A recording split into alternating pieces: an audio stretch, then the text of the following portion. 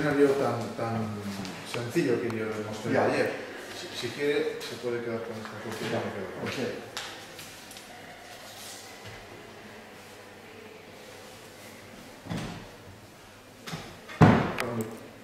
Pues, en onda. doctor Kemmler, buenas tardes. Buenas tardes. Enhorabuena por el éxito que ha tenido toda la conferencia, que ha corrido en una buena medida a cargo de su presentación, a cargo de sus intervenciones, de la generosidad con la que nos ha tratado a todos. Y teníamos un cuestionario que nos parecía muy interesante y en especial hay un medio de radio muy interesado en conocer lo que es Anoche tuve un sueño. En nombre de ellos yo le voy a hacer unas preguntas que usted puede responder con entera libertad. La primera pregunta es: ¿debe esta sociedad preocuparse por el aumento de las adicciones entre nuestros jóvenes? Esta sociedad se refiere a la sociedad a la sociedad en general, la sociedad civil.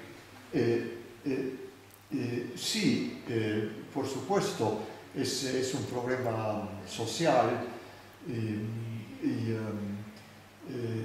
es un problema tanto terapéutico en cuanto a individuos, es un problema social en cuanto a la política general frente a las drogas. Mi posición personal al respecto es de que deberían legalizarse las drogas para cortar y destruir toda la estructura criminal que se ha construido alrededor de las drogas, ponerles impuestos altísimos y utilizar ese dinero para reeducación.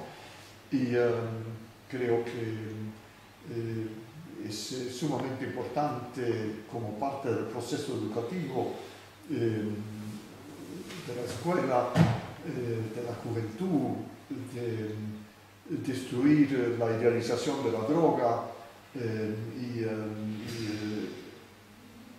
meter en la educación una comprensión científica seria de los peligros de la droga y combatir su popularidad convencional, especialmente entre grupos con identidad negativa adolescente. Sí. Otra pregunta: ¿qué es una personalidad sana y cómo se construye? La definición de normalidad es bien difícil, pero en la práctica hablamos de una personalidad normal de un punto de vista técnico cuando una persona tiene una identidad bien integrada, una integración del concepto de sí mismo, una integración del concepto de las personas importantes y una capacidad plena de desarrollo, efectividad y gratificación en las áreas principales de la vida, que es trabajo y profesión, amor y sexo, integración entre amor y sexo, vida social, amistad y creatividad.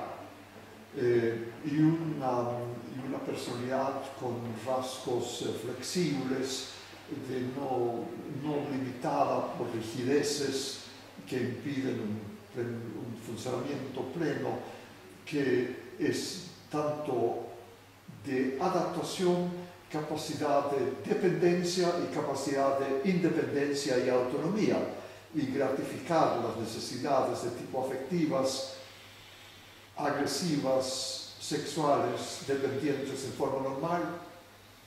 Eso es todo. Estupendo. Otra pregunta: ¿la sociedad actual dificulta el desarrollo de una personalidad sana o es un mito? Es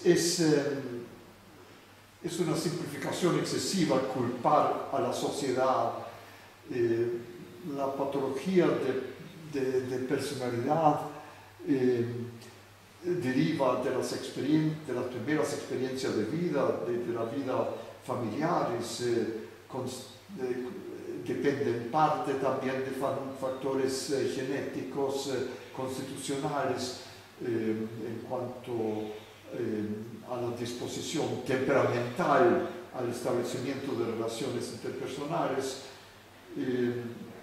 pero un ambiente familiar sano permite normalizar muchos tipos de temperamento distintos, así que el grado en que una sociedad permite una formación familiar normal, y eso significa precondiciones sociales como la protección de la familia, la protección del infante, la protección de la relación madre-infantil, un cierto nivel fundamental garantizado de vida, la pobreza excesiva, la concentración excesiva, la depoblación, la discriminación política, racial,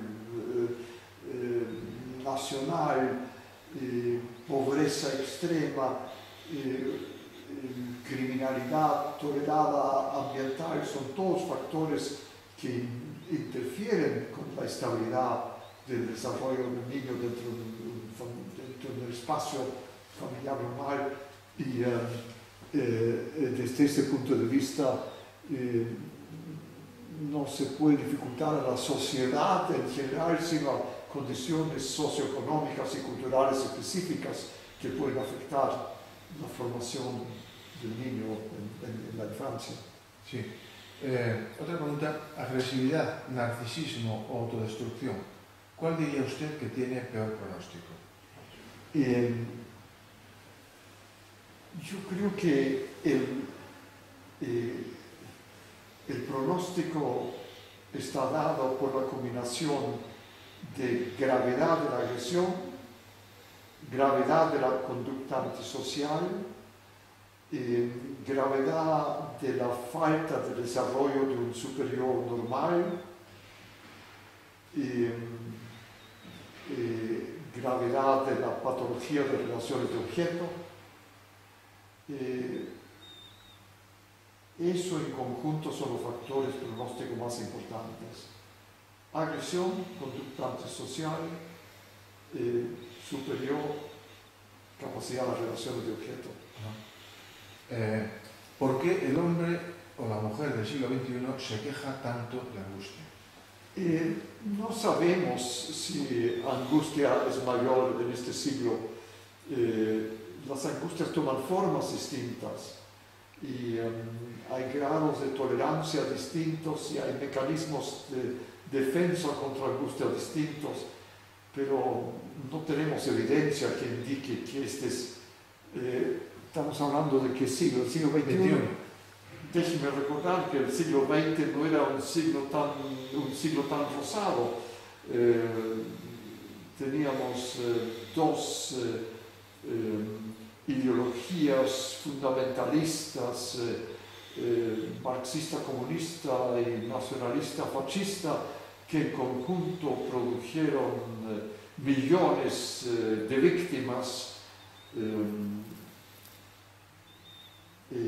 Acabo de leer, estoy leyendo un libro de un historiador de la Universidad de Yale que estudia el hecho que entre Hitler y Stalin determinaron en un espacio pequeño entre Alemania y Rusia, especialmente alrededor de Polonia, una muerte de 14 millones de personas no militares, civiles, entre 1933 y 1945.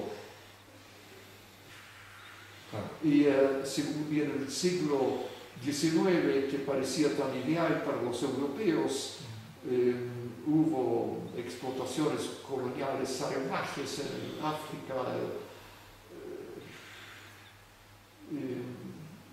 El Renacimiento fue un periodo muy violento y lo que llamamos la Edad Negra medieval tenía aspectos positivos y negativos, así que es muy difícil generalizar. Sí. Doctor Temer, una pregunta personal. Usted y su familia tuvieron que huir del Holocausto. ¿Cómo marca la personalidad un hecho de estas características? Si nosotros emigramos de Austria en julio de 1939, poco antes de comenzar la Segunda Guerra Mundial y después de la ocupación nazi, mi familia es judía y partimos obligados por la persecución nazi sin saber que se iba a empeorar, salvándonos de una muerte segura. El resto de mi familia fueron todos muertos por los nazis, excepto un primo que alcanzó a escapar y que vive en los Estados Unidos. Y a mí me dejó una conciencia muy clara de lo frágil que es la cultura, la sociedad normal y lo fácil que es el desarrollo de factores regresivos que inducen psicología de masa de tipo altamente destructivo y el peligro de ideologías fundamentalistas que activan regresiones graves de grupo, que facilitan agresiones salvajes y muestran que en realidad la cultura contemporánea es una capa frágil por encima de un volcán y demuestran la importancia de la teoría de Freud de la pulsión de muerte. Sí. ¿Qué aporta el psicoanálisis hoy al resto de las técnicas psicológicas vigentes? A mi juicio, el psicoanálisis ofrece la teoría más profunda, compleja y comprensiva de la personalidad normal, abnormal y del desarrollo. El psicoanálisis no es una psicología completa, pero es una teoría psicológica absolutamente fundamental que junto con las teorías neurobiológicas constituyen los elementos más importantes para comprender la personalidad humana en su desarrollo, su estructura y su patología. Doctor Temer, ¿se va a publicar próximamente algún libro suyo? ¿Se va a traducir al español? ¿Cuál es su temática? Bueno, hay varios libros míos, no están traducidos todavía al español. Para empezar, el manual de la psicoterapia enfocada en la transferencia y el manual en la aplicación de la psicoterapia aplicada a la transferencia para las estructuras neuróticas. Esos dos no están traducidos y acabo de mandar a la American Psychiatric para la publicación un libro nuevo con ensayos sobre técnica y teoría psicoanalítica bajo el título La naturaleza inseparable de amor y agresión.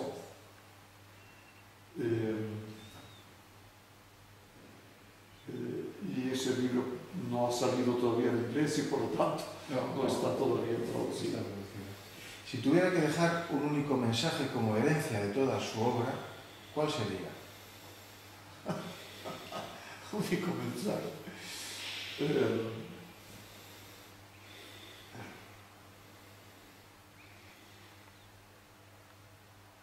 Que es importante avanzar en el conocimiento científico de la mente humana por las dos vías del conocimiento de neurobiología y psicoanalítico.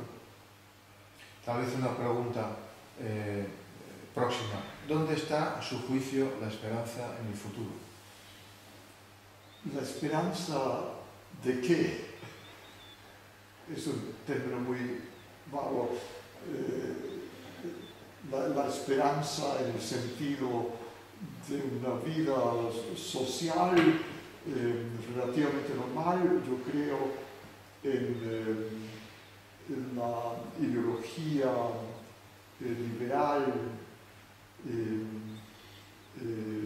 democrática del mundo occidental, que no es una ideología fundamentalista, que permite una combinación de libertad, respeto al individuo, respeto a la pareja, garantiza la privacidad de la pareja y de la familia, expresa preocupación por el bienestar de la población total y una distribución racional de la producción que trata de eliminar hasta donde es posible la pobreza y sin estar tentado por regímenes que implican un control total estatal que lleva a pérdida de la libertad individual.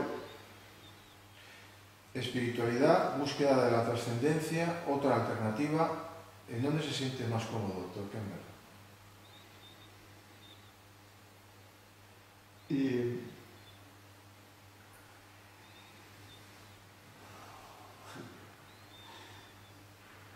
He escrito varios trabajos sobre religión y religiosidad. Yo creo que hay una dimensión espiritual que trasciende las relaciones de objeto instrumentales y se refiere al encuentro del individuo con un sistema de valores trascendentales, universales, que implica un enfoque espiritual que es realizado por las religiones y corresponde a una profunda necesidad ética que es que lo considero el espíritu religioso como una realidad psicológica. No me pronuncio sobre la existencia de Dios, que es un problema teológico y no psicológico, pero reconozco la profunda necesidad de un sistema de valores integrados, trascendentales, que le dan sentido a la vida individual y que se actualizan como factores prácticos fundamentales en la vida concreta del individuo frente a crisis existenciales que todos tenemos, que son inevitables y que están conectados con dolor al mismo tiempo que con la satisfacción profunda de dar un sentido personal a la vida. ¿Quién es el lector habitual de su obra? ¿Psiquiatras, psicoanalistas, psicólogos, otros ciudadanos? Psiquiatras, psicólogos, psicoanalistas. Nunca he podido escribir para el público en general, no tengo esa capacidad. Tengo que escribir de un punto de vista técnico. Y por último, ¿nos puede contar una anécdota hermosa de todos estos años de profesión?